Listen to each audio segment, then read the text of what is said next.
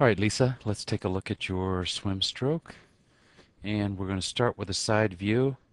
And here on the screen, you'll see up top, we have the above water camera view, and down below, the below water camera view.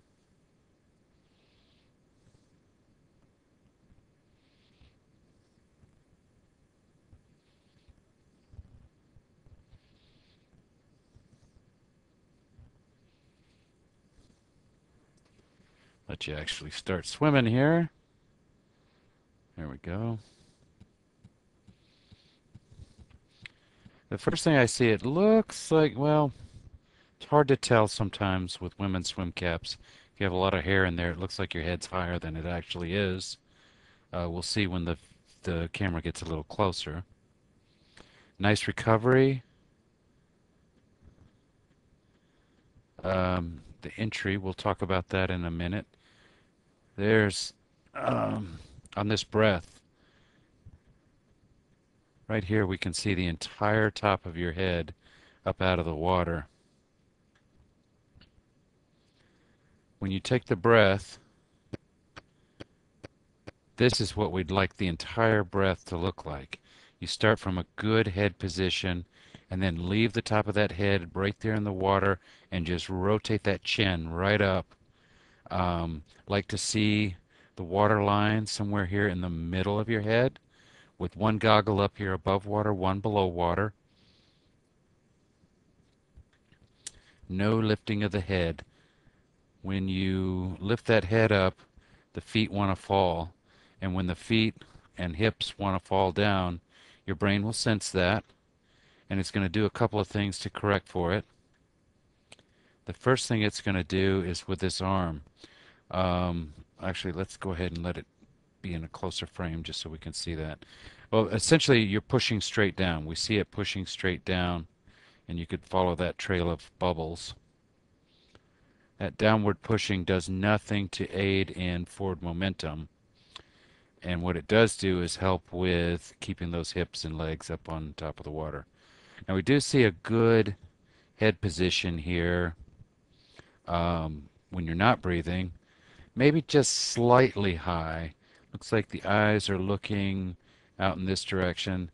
Like to see them a little more angled back. Not straight down, but not way out either. It'll keep that head nice and low and allow that body to stay up high. Decent pull when you're not taking a breath there.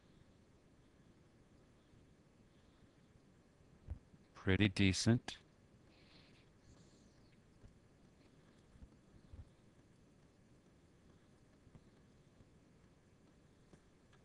So here's what we want to see. Once that arm gets into the water, and actually let's move it back.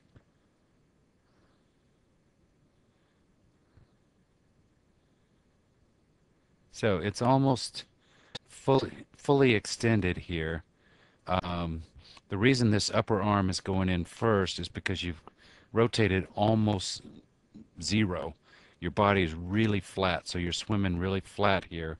So that lower arm is essentially um, right there in the water to start with.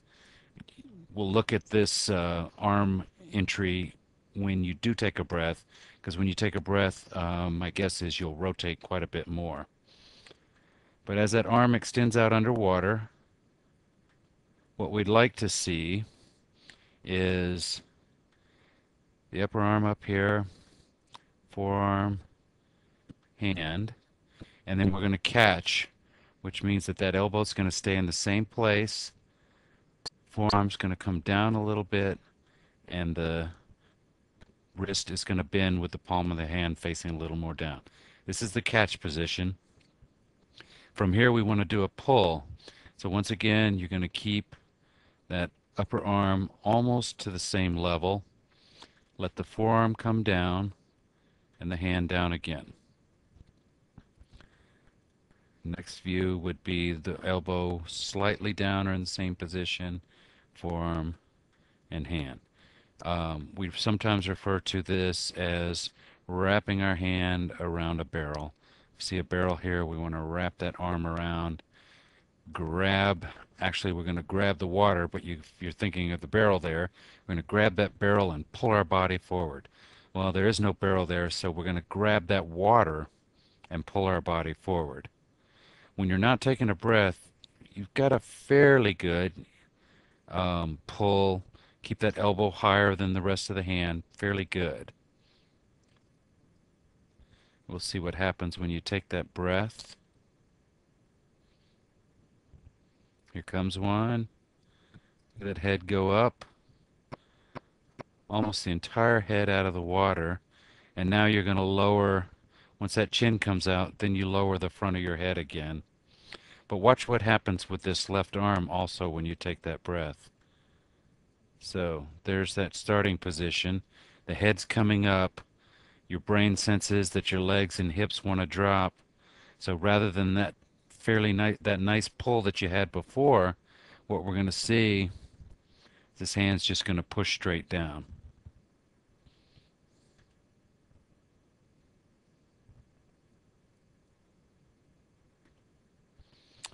Pretty much pushing down, and that is to compensate for the head being lifted.